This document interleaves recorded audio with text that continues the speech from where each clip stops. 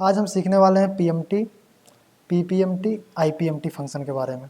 ठीक है, तो पीएमटी फंक्शन होता क्या है, जैसे कि मान लो आपने किसी भी कंपनी से या किसी भी बैंक से आपने 50,000 का लोन लिया है और वो आपसे 8% इंटरेस्ट रेट ले रही है। कोई भी कंपनी आपसे ब्याज लेती है ना, कहीं भी आप लोन लोगे 50,000 का या कभी भी आप फाइनेंस करवाते हो, मोबाइल लेते हो ना ईएमआई में, तो आपसे वो इंटरेस्ट रेट लेती है, ब्याज देती है। ठीक है, 10%, 8%, 12%। ठीक है, अब आप ये लोन कितने महीने तक जमा करना चाहते हो? मैंने यहाँ पर लिख रखा है कितना, 2 साल, मतलब कितना हो गया, 24 मंथ।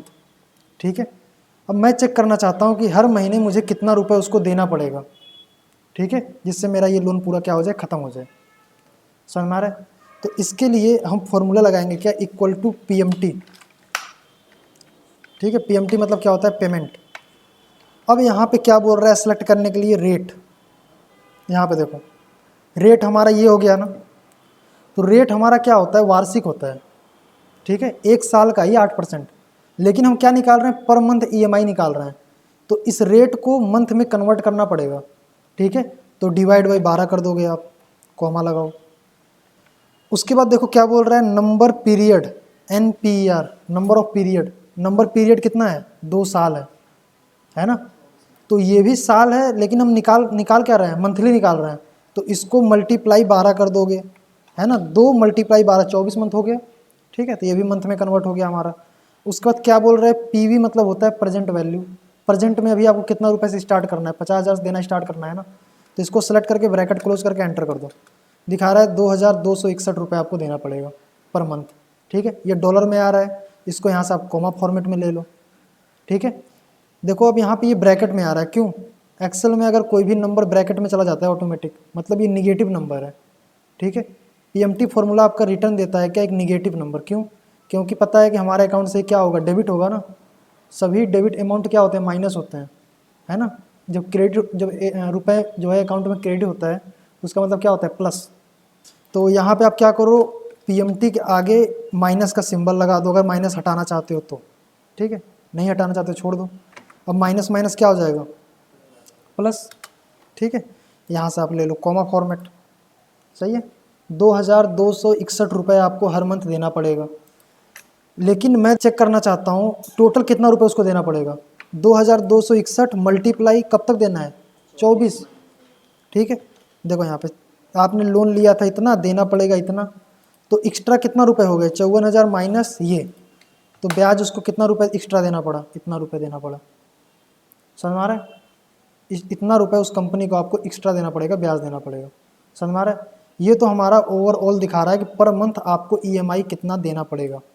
समझ में आ रहा है? लेकिन आप पूरा डिटेल निकालना चाहते हो कि पहला महीना आपका कितना रुपए ब्याज जा रहा है, दूसरा महीना कितना रुपए ब्याज जा रहा है, तीसरा महीना कितना रुपए ब्याज जा रहा है। समझ में आ रहा है? पूरा डिटेल निकालना है।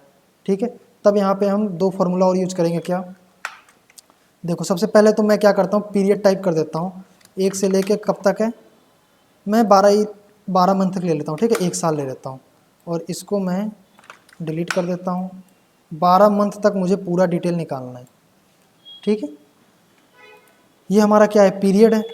उसके बाद हम देखना चाहते हैं क्या, कि पीएमटी यहाँ पे हम लगाएंगे। ठीक है, उसके बाद यहाँ पे हम लगाएंगे पीपीएमटी। ठीक है, अभी फॉर्मूला लगाऊंगा तो समझ में आ जाएगा। ठीक है, उसके बाद लगाएंगे क्या, आईपीएमटी। ठीक है, मतलब इंटरेस्ट, कितना रुपए ब्याज जा रहा है आपका। अभी देखो पहले तो पीएमटी फॉर्मूला लगाओ यहाँ पे, इक्वल टू पीएमटी। क्या बोल रहा है, रेट सेलेक्ट करने के लिए रेट को सेलेक्ट कर लो। ठीक है, divide by 12, comma number period क्या है हमारा, 1 साल, मल्टीप्लाई 12, प्रेजेंट वैल्यू क्या है हमारा, 50,000, ब्रैकेट क्लोज एंटर। ठीक है, कितना रुपए आपको ब्याज देना पड़ेगा, 4,349 रुपये देना पड़ेगा। लेकिन पीपीएमटी क्या होता है, ये तो हमारा टोटल जो हमने 8% उससे ब्याज ले रखा था, टोटल जोड़ के दिखा रहा है कि आपको 4,361 रुपये देना पड़ेगा ब्याज जोड़कर। लेकिन एक होता है प्रिंसिपल अमाउंट। ठीक है, प्रिंसिपल अमाउंट कितना रुपए जा रहा है। ठीक है, प्रिंसिपल अमाउंट क्या होता है, देखो यहाँ पे लिखो ओके पीपीएमटी। ठीक है, समझ में आ जाएगा। ठीक है, रेट क्या होता है, रेट को सिलेक्ट करो, डिवाइड बाई 12, पीरियड मतलब कह रहा है अभी मुझे पहला महीना का निकालना है ना, तो पहला महीना को सिलेक्ट कर लो।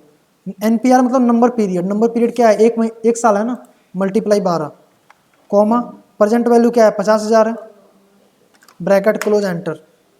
दिखा रहा है आपको 4,016 रुपये देना पड़ेगा अगर इसमें ब्याज न जोड़ा जाए तो। समझ में आ रहा है?